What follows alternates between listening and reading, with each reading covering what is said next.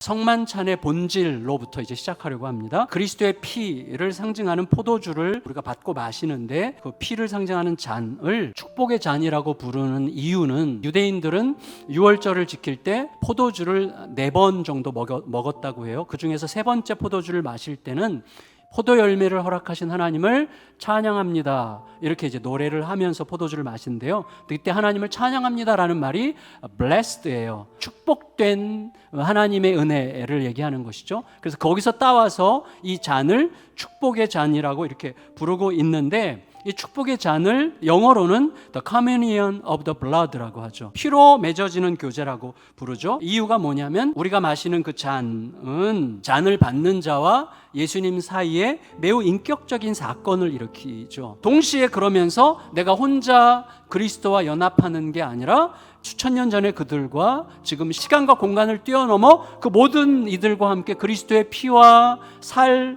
희생 아래에서 아름답게 연대하는 거죠. 그게 성만찬의 거룩한 의미죠. 그럼 여러분, 이런 큰 전제 위에서 이제 고린도의 상황을 한번 생각해 봅시다. 우상의 신전에서 신들에게 제사를 드릴 때 음식을 바치죠. 왜 음식을 바쳐요? 음식은 들어와서 내 생명을 지키는 힘이잖아요. 그래서 생명의 식탁 공동체에 제사의 대상을 초대하는 거거든요.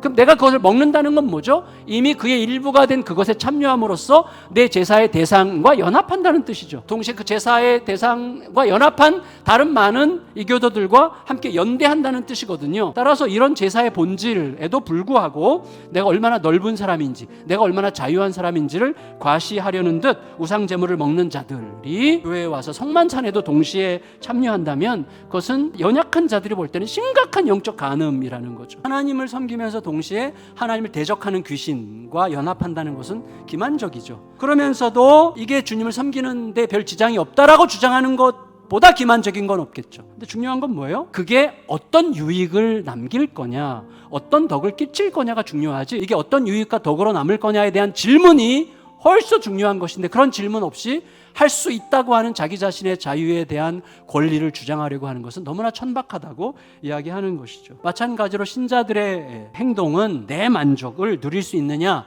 이게 아니고 그걸 뛰어넘어서 하나님 아들의 피값이 지불된 사랑과 신뢰의 공동체에 어떤 긍정적인 영향을 줄 수 있을 것인가에서부터 시작되는 것이죠. 여러분, 결국 복음에 물들어 복음적으로 살고자 열망하는 신자들에게 요청되는 대전제가 있어요. 그런즉 너희가 먹든지 마시든지 무엇을 하든지 다 하나님의 영광을 위하여 하라. 결론은 예수님께 있어서 하나님의 영광은 뭐였어요? 십자가였죠. 그래서 이 행동이 그리스도의 십자가에 더 가까이 가게 하느냐, 그리스도의 십자가에 좀 더 어울리는 행동이냐가 굉장히 중요한 기준이 될 수 있는 것입니다. 그 말은 무슨 뜻이에요? 타인을 살리기 위해 내 목숨을 주는 방식으로 사랑하라, 그 말이죠. 그때만 내 안에 자유가 일어나고, 그때만 관계가 회복이 되고, 그때 뭔가 다시 시작할 수 있게 되는 것입니다. 그래서 하나님의 영광을 위하여 내가 먹든지 마시든지 하나님의 영광을 위하여 한다고 하는 것을 좀 더 실제적으로 구체적으로 적용하려면 3가지가 마음에 담겨야 됩니다. 내가 누군가에게 거침돌이 되는 건 아닐까, 이게 중요하고, 2번째, 이게 내 만족을 위한 건 아닐까, 아니면 정말 더 많은 사람을 구원하고 더 많은 사람을 유익하게 하려는 길일까. 3번째 읽겠습니다. 내가 지나간 자리에서 남기게 될 것은 원망과 분노일까, 아니면 예수 그리스도를 본받고자 힘쏟아 몸부림한 흔적일까. 이 진지하고 치열한 질문이 신자의 아름다움입니다.